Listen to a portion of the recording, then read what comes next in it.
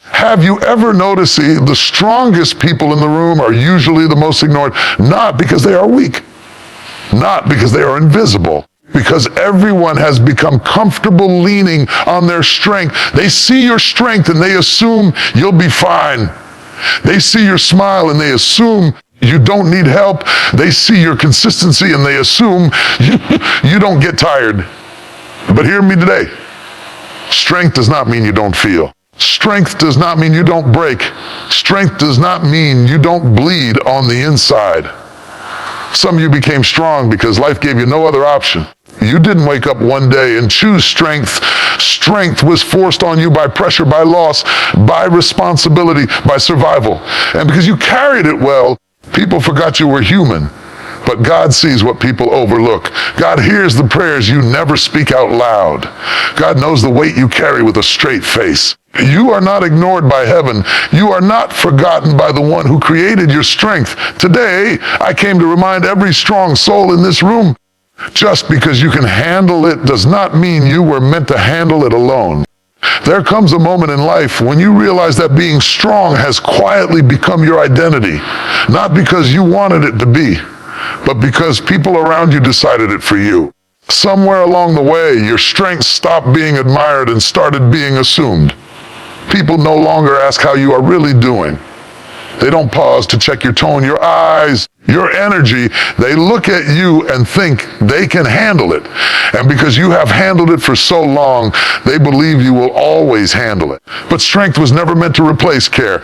Strength was never meant to cancel compassion. Strength was never meant to erase the need to be seen as human. In daily life, this shows up in small, quiet ways. You are the one everyone calls when there is a problem. Family problems, work problems, emotional problems, financial stress. You are the one who listens, who advises, who calms situations down. When someone is breaking, they come to you. When someone is confused, they lean on you. And you show up. You show up even when you are tired. You show up even when you are hurting. You show up even when you wish someone would show up for you. Over time, people stop asking if you are okay, because they are used to you being the one who makes everything okay for everyone else. You become the strong one at work, the one who can take extra pressure, the one who can stay late, the one who can handle more responsibility. So they give you more, not because you asked for it, but because you proved you could carry it. And while others are checked on, supported, given grace when they are overwhelmed, you are expected to push through. Your exhaustion is called professionalism. Your stress is called strength. Your silence is mistaken for peace. But inside, you may be running on empty, smiling through weight that no one else can see. In families, it looks like being the emotional pillar. You are the one who keeps things together. When others fall apart, you hold steady. When there is conflict, you are expected to be mature. When there is pain, you are expected to be understanding. You become the emotional adult in the room, even when you are hurting just as much as everyone else. And slowly, your heart learns a dangerous lesson that your value comes from how much you can carry, not from who you are. But God never designed your strength to become your cage. God gave you strength as a gift, not as a sentence. Strength was meant to help you stand, not to make you invisible. Yet many strong people suffer quietly because they believe their pain is less important than everyone else's. They think others need more help than I do, so they push their feelings aside. They swallow their tears. They postpone their healing. They become experts at being okay on the outside while breaking on the inside. God sees the difference between strength and suffering. God sees when your smile is a mask. God sees when your "I'm fine" is just a way to survive the day. God sees when you are tired of being the strong one, but don't know how to be anything else. And God is not impressed by your ability to hide your pain. God is moved by your humanity.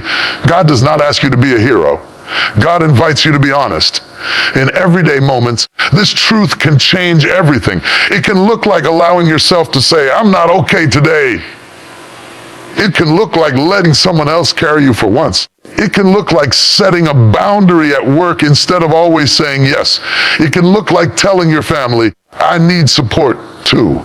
These small decisions are not signs of weakness. They are signs of wisdom. They are signs that you understand your strength does not cancel your need for care. When you stop pretending that being strong means being unbreakable, something powerful happens. You give others permission to see the real you, not just the helper, not just the fixer. No, not just the reliable one, but the human one, the one who feels, the one who gets tired, the one who also needs encouragement. And when people see your humanity, they may finally learn how to love you in a deeper way. God is teaching many strong people this season that being seen is not a threat to your strength. Being honest is not a failure.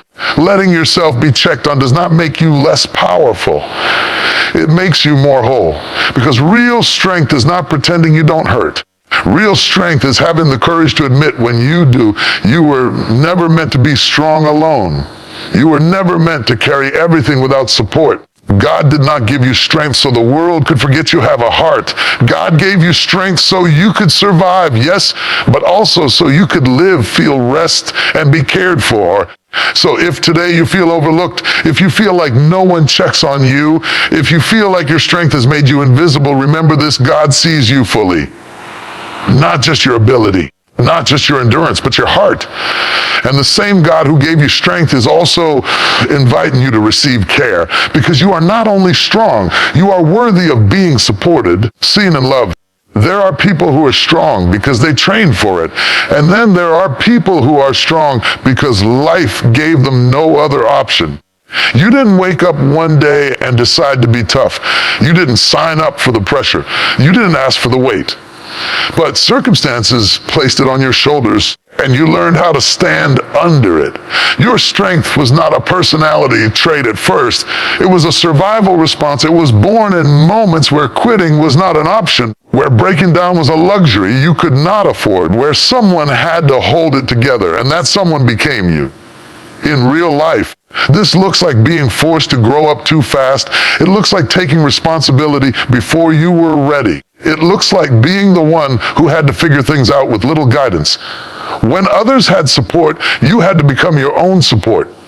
When others had a safety net, you learned how to walk the tightrope alone. Over time, what started as survival slowly became your identity. People now see you as strong, but they don't see the story behind it. They don't see the nights you cried quietly. They don't see the fear you swallow. They don't see the moments you wish someone would rescue you, but no one came. You learned strength in the middle of storms, financial pressure, emotional loss, family struggles, unexpected responsibility. You didn't get a warning. Life didn't send a message asking if you were ready. It just happened. And in those moments, something inside you rose up because you felt powerful, but because you refused to be destroyed. That kind of strength is not glamorous. It is gritty. It is quiet. It is built in the dark. When no one is clapping, when no one is cheering, when no one even knows what you are carrying in daily life, people often admire the result but ignore the cost. They say, "You're so strong," without realizing strength came with tears. They say you always handle things without realizing handling things meant sacrificing your own peace. They say you don't need help without realizing you became independent because depending on others once disappointed you. Your strength was shaped by moments when you had to choose between falling apart and pushing forward. And you pushed forward even when your heart was heavy. There is a special kind of tiredness that comes from being strong out of necessity. It is not just physical tired. It is emotional tired. It is the tired that comes from always being alert, always being responsible, always being the one who has to think ahead. You don't just carry your own life. You carry the weight of what could go wrong. You plan, you prepare, you protect. You become the pillar because you learned what it feels like when the pillar collapses. God sees that your strength was built in survival mode. God knows you didn't get strong because life was kind to you. You got strong because you had to be. God watched you stand up in seasons where others would have given up. God watched you keep going when your heart was tired. God watched you learn lessons the hard way. And God is not asking you to pretend it was easy. God honors the process that shaped you even when it hurt. In everyday situations, this shows up when you don't complain, even when things are unfair. You tell yourself, I've handled worse. You minimize your pain because you compare it to past struggles. You say, I'll manage, because managing became your default setting. But just because you survived worse does not mean you are not allowed to acknowledge that this still hurts. Survival strength can make you emotionally numb if you are not careful. It can teach you to keep moving without stopping to heal. God is inviting you to understand something powerful. The strength that saved you in one season does not have to imprison you in the next. What kept you alive is not always what will make you whole. There was a time when you needed to be tough just to make it through, but there is also a time when you are allowed to soften, a time when you are allowed to rest. A time when you are allowed to say, I don't have to fight everything anymore. In real life, this might look like letting someone help you without feeling weak. It might look like asking questions instead of pretending you have all the answers. It might look like admitting you are tired instead of pushing through just to prove you can. These are not signs that you are losing your strength. These are signs that your strength is evolving. You are moving from survival strength to sustainable strength. God never intended for you to live your whole life in emergency mode. You were not created to always be on guard. You were not created to always carry pressure. You were not created to always be the one who holds everything together. There are seasons where survival is necessary, but there are also seasons where healing is required. God is gently teaching many strong people that it is safe now to breathe. It is safe now to rest. It is safe now to let your guard down a little. Your strength was forged in fire, and that is something to honor. But you are more than what you survived. You are not just a product of your pain. You are a person with a future that does not have to be ruled by past pressure. God is not just proud of you for surviving. God desires for you to thrive. Not just to endure, to enjoy, not just to make it, but to live with peace. So when people call you strong, remember this, your strength has a story. It was built in moments no one saw. It was shaped by choices no one applauded. And God sees every step of that journey. The same God who gave you strength to survive is now offering you the grace to live beyond survival. You don't have to stay in survival mode forever. You were strong because you had to be, but now you are allowed to be strong in a new way. A way that includes rest, healing, and peace. When you become the person everyone can rely on, something strange begins to happen. Your reliability slowly turns into invisibility. At first, people appreciate you. They thank you. They notice your effort. But over time, your consistency becomes expected. Your presence becomes assumed. Your help becomes normal. And without realizing it, people stop seeing how much you are actually giving because you give it so well. Being reliable is a beautiful quality, but it can quietly cost you your visibility. In daily life, this shows up in simple, familiar ways. At work, you are the one who always meets deadlines, the one who fixes mistakes without complaining, the one who steps in when someone else drops the ball. So when something needs to be done, your name is the first to come up, not because you volunteered, but because you are known for handling things. Over time, no one asks if you are overwhelmed. They just add more to your plate. Your reliability becomes their comfort, even if it becomes your burden. In families, you are the one who holds things together. You remember birthdays. You manage problems. You calm arguments. You take responsibility when things go wrong. You become the emotional glue. And because you are always there, people forget that you also get tired. They forget that you also have limits. They forget that you also need care. They see the role you play, but they forget the person you are.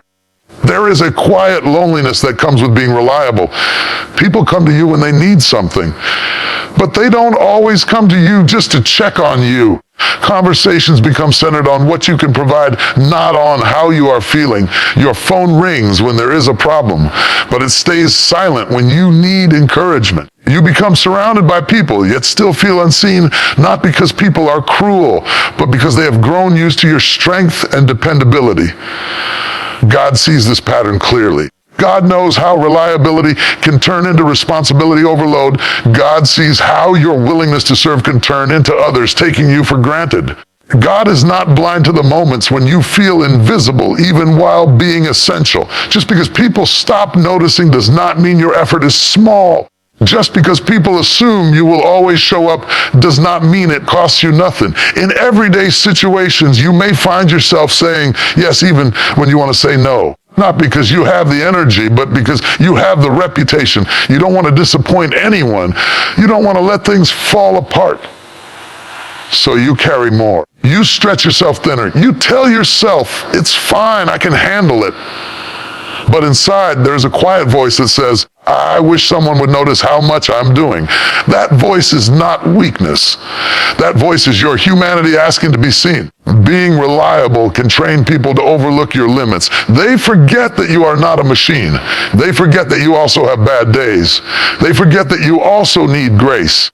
You become so good at being there for others that others forget to be there for you. And slowly, you may start to believe that your worth is tied to how useful you are. If you are not helping, you feel guilty. If you are not available, you feel like you are failing.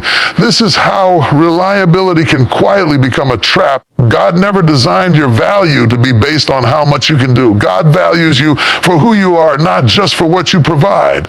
God does not see you as a tool. God sees you as a soul, and God is calling many reliable people into a new understanding. You are allowed to have needs.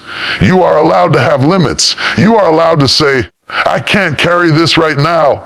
In daily life, this might look like setting small boundaries. It might look like letting someone else handle something, even if you know you could do it better. It might look like not answering every call immediately. It might look like choosing rest instead of always choosing responsibility. These choices can feel uncomfortable at first, especially if you have built your identity around being dependable. But discomfort does not mean disobedience to your own well-being. Sometimes it means growth. God is not asking you to stop being reliable. God is asking you to stop being invisible. There is a difference. Reliability is a strength. Invisibility is a burden. You can be dependable and still be seen. You can be helpful and still be honored. You can be supportive and still be supported. God desires balance, not burnout. God desires contribution, not self-erasure. There is also a deeper lesson in this. When you always step in, you may unintentionally teach others that they never have to grow. When you always fix things, others may never learn how to carry their own weight. By allowing others to step up, you are not being selfish. You are creating space for shared responsibility. You are allowing relationships to become more equal, more healthy, more honest. God is gently reminding you that being reliable does not mean being replaceable. Just because you can do everything does not mean you should. Your presence matters more than your productivity. Your heart matters more than your output. God does not want you to disappear behind your duties. God wants you to be known, valued, and appreciated as a whole person. So if today you feel invisible because you are always the one who shows up, remember this: God sees every unseen effort. God honors every quiet sacrifice, and God is inviting you to step out of the shadows of your own reliability. You do not have to earn love by being useful. You are worthy of care even when you are not carrying everyone else. Your reliability is a gift, but you are the treasure. There is a special kind of exhaustion that comes from always being the one who carries others. You become the safe place for people, the strong shoulder, the calm voice, the steady presence. When others are overwhelmed, they lean on you. When others are confused, they call you. When others are breaking, they come to you for strength, and you give it. You give advice, you give time, you give emotional energy, you give encouragement, you give solutions. But in the middle of all that giving, a quiet question begins to form in your heart: who carries you? In daily life, this often looks like being everyone's support system. Friends call you late at night to talk about their problems. Family members lean on you for decisions. Co-workers come to you when they are stressed. You become the emotional container for everyone else's struggles. You listen, you absorb, you comfort.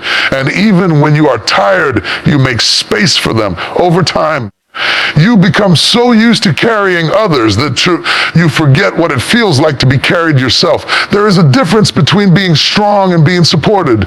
Many strong people have never truly experienced consistent support. They learned early that if something needed to be done, they had to do it themselves. If something needed to be fixed, they had to fix it. If something needed to be handled, they had to handle it. So when life brought people into their world, they naturally became the helper, not the helped, the giver, not the receiver. And while giving can be beautiful, never receiving can become heavy. God sees how much you pour out. God sees how you show up for others even when you are running low. God sees how you carry emotional weight that does not even belong to you. God sees how you pray for others, think about others, worry about others. And God is asking you a gentle but powerful question: when will you allow me and others to carry you too? In everyday moments, this can look like brushing off your own needs. Someone asks how you are and you say, "I'm fine," even when you are not. You don't want to burden anyone. You don't want to seem weak. You don't want to take up space with your own struggles. So you minimize, you downplay, you move on. But inside your heart is quietly saying, "I wish someone would ask me deeper. I wish someone would really see me." Being the carrier can make you feel strong on the outside, but empty on the inside.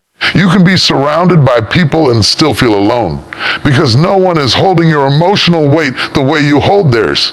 You may laugh with others but cry alone. You may encourage others but feel discouraged yourself. You may give wisdom to others but feel unsure about your own path. This is not because you are broken. It is because you are human. God never designed you to be a one-way giver. Even the strongest need a place to rest. Even the wisest need someone to listen to them. Even the most stable need a shoulder sometimes. God is not glorified by your burnout. God is not impressed by your emotional exhaustion. God is pleased when you recognize your need for support and allow space for restoration. In real life, this might look like opening up to one trusted person. Not everyone needs to know everything, but someone should know something. It might look like saying, "I'm not okay today," instead of always saying, "I'm good."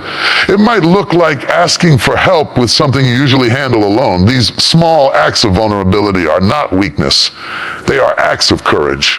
They are signs that you are choosing wholeness over image. God is also teaching strong people that receiving is just as spiritual as giving. Allowing yourself to be helped does not make you less valuable. It honors the design of connection. You were created for relationship, not isolation. You were created to share burdens. Carry them all alone. When you let others carry you, you are not failing, you are participating in balance.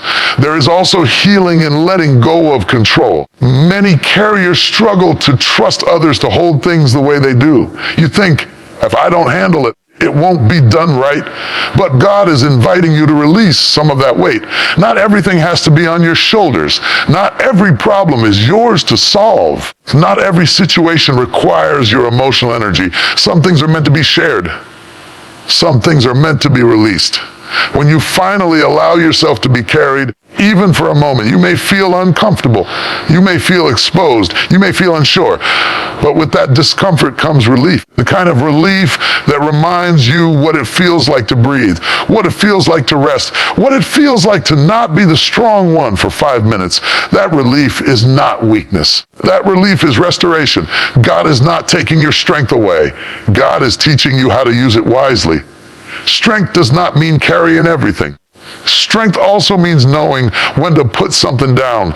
Strength also means trusting that you are allowed to need. Strength also means believing that your value is not in how much you hold, but in who you are. So if you have been carrying everyone else, hear this clearly. You deserve to be carried too. You deserve to be supported. You deserve to be listened to. You deserve to rest your heart. God is inviting you into a season where you are not just the lifter, but also the one being lifted. Not just the helper, but also the one being helped. Not just the strong one, but also the cared for one. And in that balance, you will discover a deeper, healthier, more peaceful kind of strength. There are many people who look calm on the outside but are exhausted on the inside. They move through life with a steady face, a controlled tone, and a composed attitude. To the world, it looks like peace. To others, it looks like emotional maturity. To some, it looks like strength. But for many strong people, that calm is not peace. It is survival. It is a learned behavior. It is a protective shield. It is a way to function in life without falling apart in front of everyone. In daily life, survival silence often begins in moments where expressing emotion did not feel safe.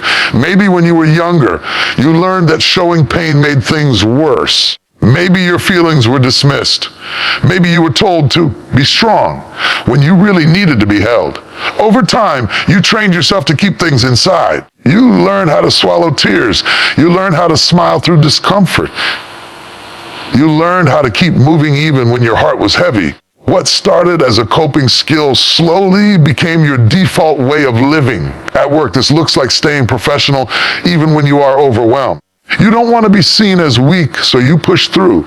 You meet deadlines while feeling drained. You respond politely while feeling stressed. You don't complain because you don't want to be labeled difficult, so you keep everything inside. You function, you perform, you deliver. But functioning is not the same as healing. Just because you are still moving does not mean you are not hurting. In relationships, survival silence can look like avoiding deep conversations about your feelings. You listen to others, you support others, you give advice, but when it comes to your own emotions, you minimize them. You say, it's nothing. You say, I'm fine. You change the subject, not because you have nothing to say, but because you are used to being the strong one. You are used to being the listener, not the one who needs to be heard. This kind of silence can slowly disconnect you from yourself. When you don't name your pain, you start to lose touch with it. Not because it is gone, but because you have buried it. Buried pain does not disappear. It waits. It shows up in exhaustion. It shows up in irritability. It shows up in lack of motivation. It shows up in feeling numb. You may not cry anymore, not because you are healed, but because you are tired of crying alone. God sees the difference between peace and shutdown. God knows when your calm is actually a defense. God knows when your silence is not strength, but a sign that you have been carrying too much for too long. God does not desire for you to live emotionally locked up. God created you with feelings on purpose. Your emotions are not a weakness. They are a signal. They are a language of the soul. They are a way your heart communicates what it needs. In everyday moments, this might look like telling yourself others have it worse, so you don't allow yourself to feel your own pain. You compare, you minimize, you justify. You say, I should be grateful. And while gratitude is powerful, it should not be used to silence real hurt. You can be thankful and still be hurting. You can be blessed and still be tired. You can be strong and still need space to feel. God is inviting many strong people into a deeper level of honesty, not with everyone, but with someone. Not to complain, but to heal. Healing begins when you give yourself permission to feel what you have been avoiding. When you say, this actually hurt me. When you admit, I'm tired. When you allow yourself to say, I'm not okay today. These words are not signs of defeat. They're the first steps toward freedom. Survival silence can also make you feel isolated even when you are not alone. People may be around you, but no one really knows what is happening inside you. You may laugh in groups and cry in private. You may celebrate others and feel empty yourself. This emotional loneliness is heavy, not because people don't care, but because you have not allowed yourself to be seen. God is not asking you to expose your heart to everyone. God is asking you to stop hiding it from yourself. There is a difference between protecting your peace and suppressing your pain. Protecting your peace means choosing healthy boundaries. Suppressing your pain means pretending nothing hurts. One leads to wholeness, the other leads to burnout. God desires you to have real peace, the kind that comes from releasing what you have been holding, not the kind that comes from locking it inside. In real life, this might look like journaling your feelings instead of pushing them away. It might look like talking to one trusted person instead of carrying everything alone. It might look like taking a break instead of forcing yourself to keep going. These small choices create space for healing. They tell your soul, you are allowed to feel. They tell your heart, you are allowed to rest. God does not want you to just survive emotionally. God wants you to live fully. God wants you to experience joy, not just manage pain. God wants you to feel peace, not just look calm. God wants you to be whole, not just functional. Your silence may have helped you survive a season, but God is gently leading you into a season where you don't have to hide anymore. So if your calm has been your survival tool, hear this, you are allowed to lay it down sometimes. You are allowed to be honest about what hurts. You are allowed to feel without guilt. God is not disappointed in your emotions. God is present in them. And when you stop confusing survival with peace, you open the door to a deeper healing. The kind that doesn't just help you get through life, but helps you truly live it. There is a deep misunderstanding in many people's minds that rest is a reward for weakness, or that stopping means you are failing. For strong people, rest can feel uncomfortable. It can feel lazy. It can feel undeserved. You have been trained by life to keep moving, to keep carrying, to keep pushing.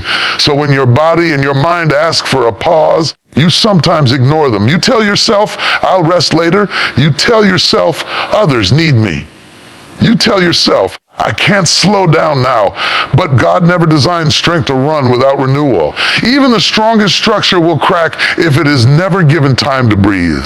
In daily life, this shows up as constant business. You wake up tired, but you still get up. You go through your routine on low energy. You drink more caffeine. You scroll to distract your mind.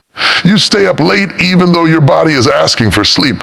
You tell yourself you will catch up later, but later never comes. You live in a cycle of tiredness that feels normal, but it is not healthy. Over time, you forget what true rest even feels like. Many strong people feel guilty when they rest. If you are not doing something, you feel unproductive. If you take a break, you feel like you are falling behind. If you say no, you feel like you are letting someone down. So you push past your limits. You treat your exhaustion like a badge of honor. You say, I'm just busy. But inside, you are drained. God does not celebrate your burnout. God values your well-being more than your business. Rest is not weakness. Rest is wisdom. Rest is how you protect what God has given you. Your energy is a gift. Your mind is a gift. Your body is a gift. When you constantly drain them without refilling, you are not being strong, you are being unsustainable. God is not impressed by how much you can endure.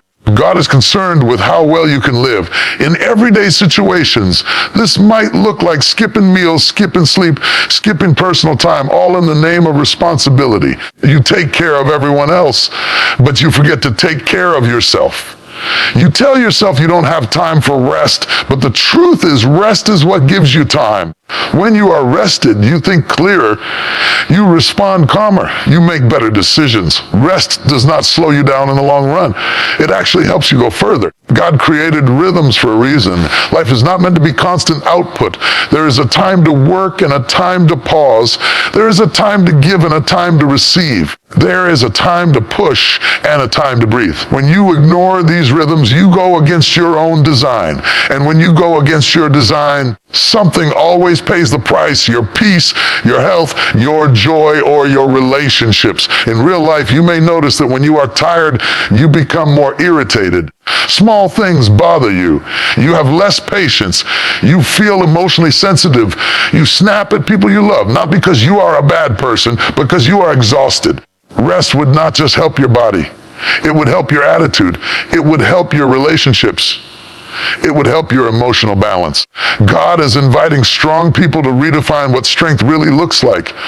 Strength is not always pushing. Strength is also pausing. Strength is not always holding on. Strength is also letting go. Strength is not always saying yes. Strength is also knowing when to say no. These choices do not make you less capable. They make you more whole. In everyday practice, rest can look very simple. It can look like going to bed earlier.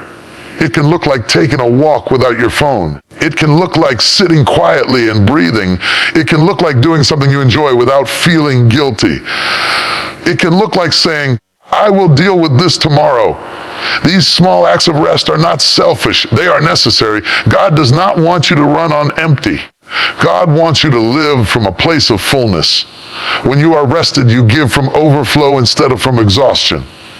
You help from a place of strength instead of from pressure. You serve from a place of peace instead of from obligation. This is the difference between healthy strength and harmful endurance. Many strong people fear that if they stop, everything will fall apart. But the truth is, you are not the center of the universe. God is. The world will not collapse if you take a break. In fact, sometimes God allows you to rest so you can see that not everything depends on you. This is humbling, but it is also freeing. It reminds you that you are responsible, but you are not responsible for everything. God is teaching you that rest is an act of trust. When you rest, you are saying, I trust that things can continue without me controlling everything. When you rest, you are saying, I trust that my value is not in my productivity. When you rest, You are saying, I trust that I am allowed to be human. So if you have been pushing yourself beyond your limits, hear this clearly. You are allowed to stop. You are allowed to breathe. You are allowed to rest without guilt. Your strength is not measured by how tired you are. Your strength is measured by how well you care for what you have been given. God did not create you to burn out. God created you to live with balance, peace, and renewal. And when you choose rest, you are not stepping back. You are positioning yourself to move forward with greater clarity, greater peace, and greater power.